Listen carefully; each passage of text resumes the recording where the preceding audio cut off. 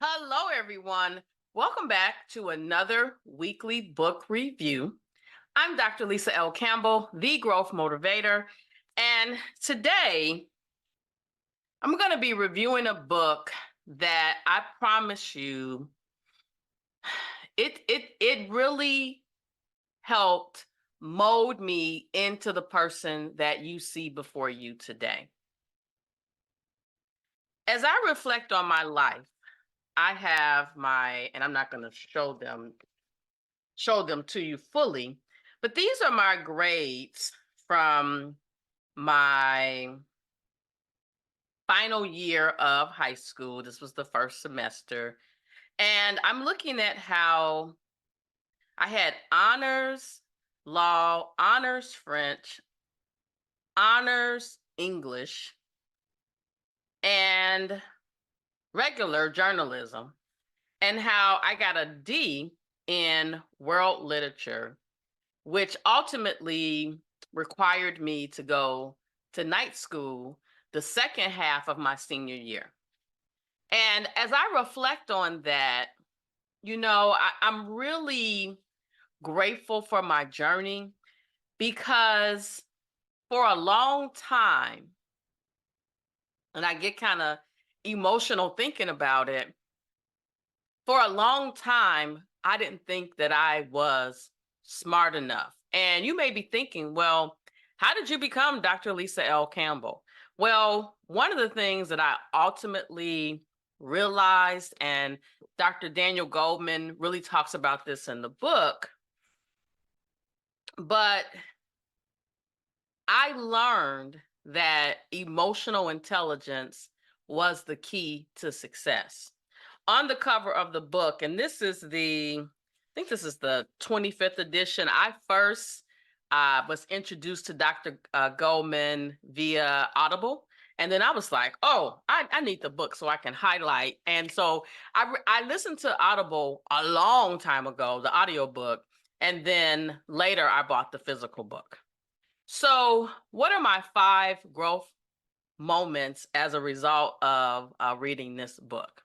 So, for me, after being in healthcare for the last 32 years with 11 national certifications, I realized that it was my emotional intelligence that was my key to success. And a lot of people will tell you, I've had emotional intelligence training.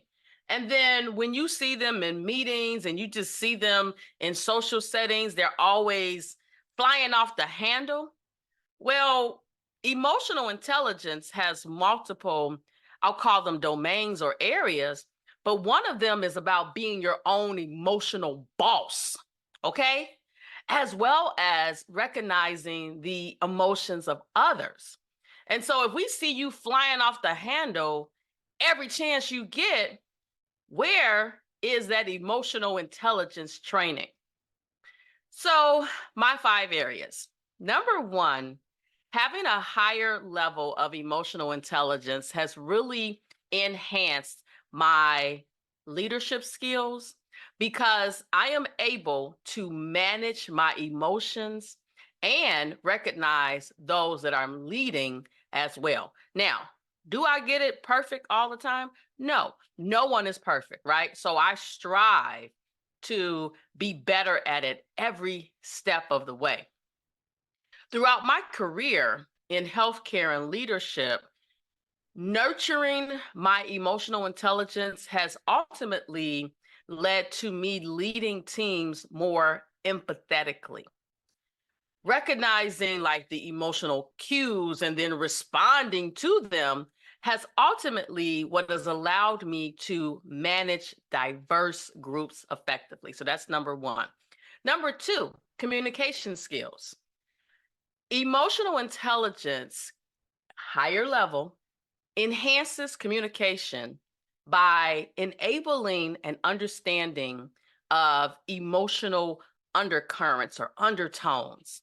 By developing emotional intelligence, I've learned to communicate more thoughtfully, effectively, and really ensuring my messages are not only heard, but felt and understood. Number three, greater self awareness. Now, I tried to find my ACT scores before I recorded this for you. Because when I got my ACT score, it basically indicated that, I would just be good at, some liberal arts profession, but I'm a healthcare administrator, right? So clearly I had some skills that test couldn't determine. So number three, emotional intelligence helps build a greater self-awareness. So me focusing on self awareness has really helped me recognize my strengths as well as areas for improvement. No one is perfect, but being more self aware allows me to make more sound decisions. Um, because I'm functioning today as a consultant, as a coach. And so having that greater self awareness has been critical. Number four, conflict resolution. We can talk about conflict resolution for the next 8 hours. Individuals that have a higher level of emotional intelligence, we're able to facilitate better conflict management through empathy and effective emotional regulation. In my own personal experience, using emotional intelligence to navigate conflicts has not only helped resolve personal conflicts, but let's just keep it real, personal conflicts as well. And, I think we don't do enough taking a pause, right? Taking a step back. We don't do enough thinking about the words that we say and how we say them, right?